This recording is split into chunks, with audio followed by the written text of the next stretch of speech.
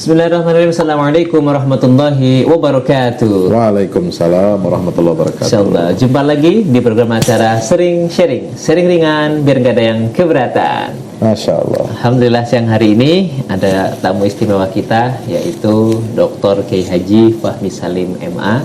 Beliau ini adalah praktisi dakwah dan juga merupakan akademisi serta peneliti yang luar biasa serta berdedikasi tinggi untuk dakwah Islam.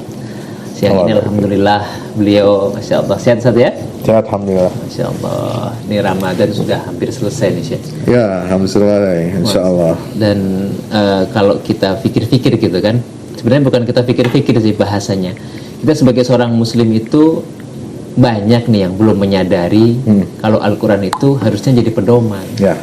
Tahu itu Al-Quran, bahkan hafal ayatnya, bahkan hudan lil muttaqin, menjadi pedoman bagi orang-orang yang bertakwa. Tetapi kalau kita lihat dalam hidup dan kehidupan kita itu, sering kita lihat kita tuh kadang-kadang tidak menjadikan Al-Quran itu jadi pedoman. Ini kemudian bagaimana langkah kita untuk menyadarkan kembali gitu ya, bahwa Muslim itu ya seharusnya menjadikan Al-Quran pedoman sesuai dengan fungsi aslinya. Iya. Makasih. Alhamdulillah wassalatu wassalamu ala Rasulillah wa ala alihi wa ashabihi wa mawalah la haula wa la quwwata illa billah. Terima kasih Ustadz Istajib. Beliau ini juga sebenarnya seorang aktivis dakwah juga. Ya, ngurusin masjid, ngurusin ustadz, semua diurusin sama dia. Sampai ngirim kopi. Masya Allah. Itu salah satu bentuk ikram ya, berkhidmat untuk dakwah. Tadi tentang menjadikan Quran sebagai pedoman ini yang agak berat ya. Ayatnya banyak, tapi kemudian tidak kita aplikasikan dalam kehidupan karena memang hampir kebanyakan kaum muslimin menganggap Al-Quran itu hanya bacaan. Yang penting bisa baca, yang penting bisa sholat dengan baca Al-Quran ya seadanya.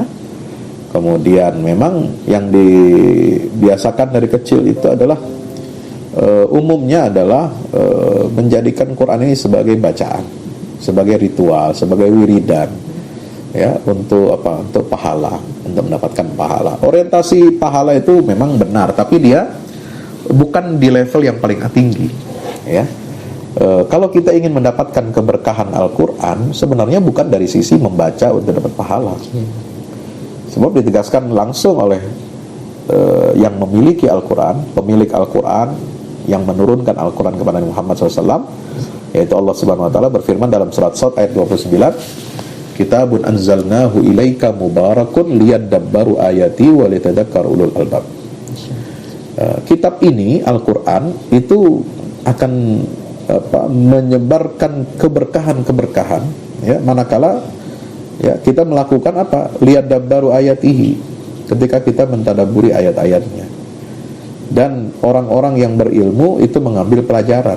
Nah, lihat baru ayati, saya mengambil sebuah kesan ya. Ini kesan dari saya sebagai pembaca Al-Quran. Ini adalah untuk seluruh umat Islam.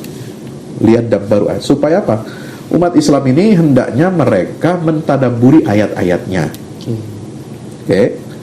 Nah, yang kedua, level kedua adalah lebih khusus lagi, adalah ulul albab. Ulul albab di tengah umat Islam ini harus menjadikan Quran itu sebagai pelajaran, sebagai peringatan. Nah, dua level ini ternyata tidak dilakukan dengan baik. Ya, umat awamnya tidak mentadabburi Al-Quran, hanya fokus membaca, menghafal. Ya, mudah-mudahan sih kita lihat sekarang ada geliat rumah Quran, rumah tahfiz ya, di mana-mana sampai ke pelosok gitu ya, di kota-kota, di wilayah urban, di wilayah pedesaan, itu lumayan semangatnya. Mudah-mudahan nanti meningkat gitu ya, setelah bisa membaca, bisa menghafal. Kita ingin supaya ada aktivitas umat ini untuk mentadabburi Al-Quran, menggiatkan itu ya. Kemudian di sisi yang lain, orang-orang berilmu ini belum tergerak hatinya menjadikan Quran ini sebagai pelajaran, sebagai peringatan untuk disiplin ilmunya masing-masing. Nah, ini tantangan kita. Bagaimana kita mendakwahkan Al-Quran agar umat ini mencintai Al-Quran bukan hanya sekedar membaca dan menghafal, tapi juga menjadikan Quran ini sebagai panduan hidup.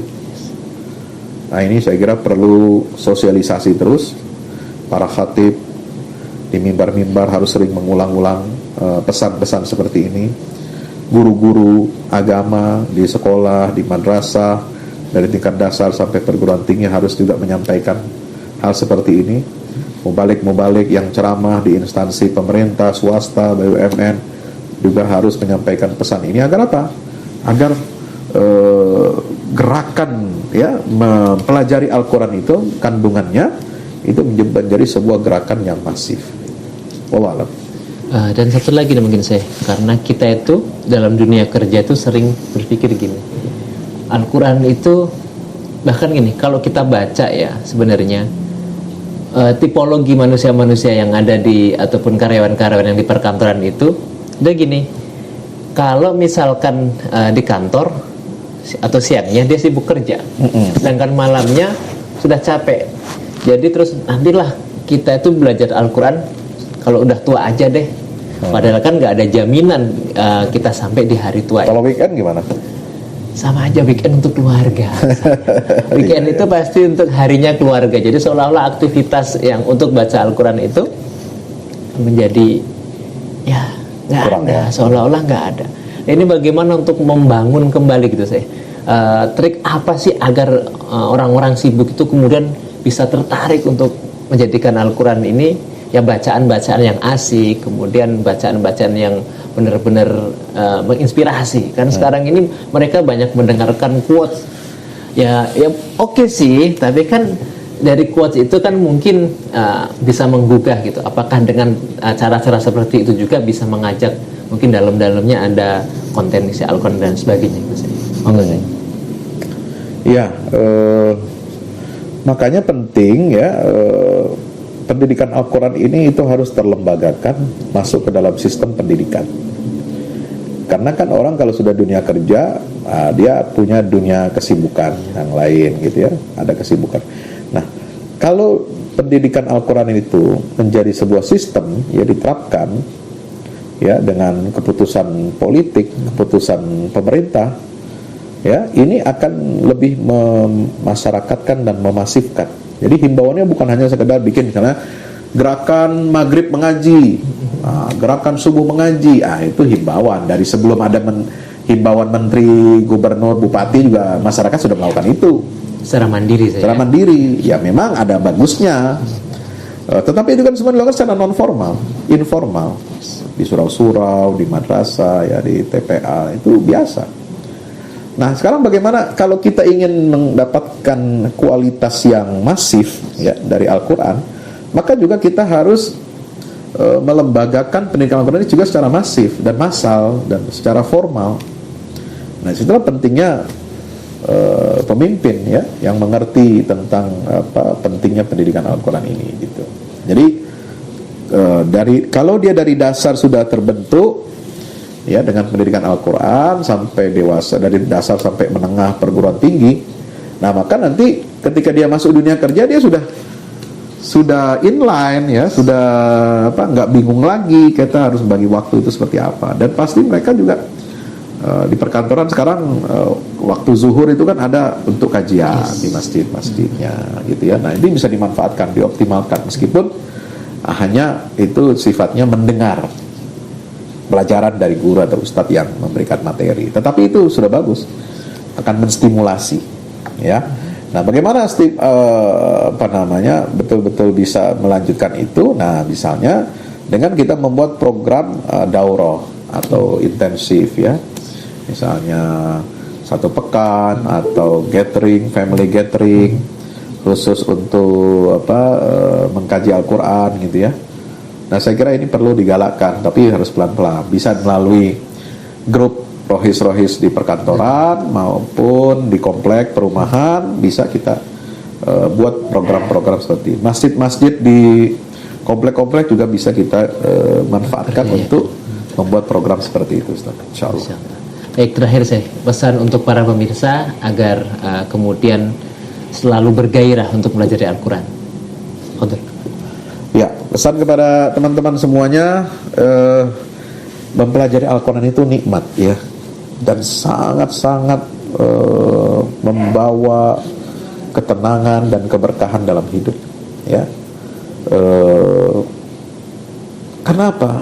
Setiap ayat, setiap halaman, setiap lembar Al-Quran itu kalau kita baca, kita pahami, itu kita masuk ke dalam sebuah dunia yang luar biasa, ya, dunia yang ya diatur tatanannya itu oleh pemilik langit dan bumi, pemilik seluruh alam semesta. Kita sedang berdialog dengan Allah, ya. Kalau doa itu kan kita curhat sama Allah, minta aja sama Allah. Tapi kalau kita baca Quran, Allah itu yang berdialog kepada kita, memberikan instruksi kepada kita. Maka nikmat kalau orang yang mengerti hakikat Al-Quran, gitu ya. Jadi mari saya mengajak teman-teman semuanya, seluruh pemirsa, ya, menjadikan Quran ini sebagai teman hidup, sebagai bacaan yang mulia, sebagai bacaan yang penuh dengan hikmah, ya. Karena Allah Subhanahu wa taala menyatakan, laqad anzalna ilaikum kitaban fihi dzikrukum. Sungguh kami telah turunkan untukmu kitab yang di dalamnya terdapat kemuliaan untuk kamu. Jadi kalau kita ingin hidup mulia dunia akhirat, ya harus hidup kita bersama Al-Quran, insyaallah. Masya Allah, sangat luar biasa. Ini bisa kita simpulkan mungkin gini saya, bahwa sebenarnya kebahagiaan kita dalam menjalani kehidupan itu bergantung bagaimana interaksi kita dengan Al-Quran. Dan satu lagi, bagaimana kita akan memperoleh syafaat Al-Quran sedangkan kita membacanya aja enggan. Mudah-mudahan ini menjadi penyemangat bagi kita untuk terus mencintai Al-Quran, mempelajari Al-Quran, dan utamanya mempelajari Al-Quran serta mengamalkan isi Al-Quran. Demikian, mudah-mudahan program acara sering-sering ini senantiasa bermanfaat. Assalamualaikum warahmatullahi wabarakatuh. Waalaikumsalam warahmatullahi wabarakatuh.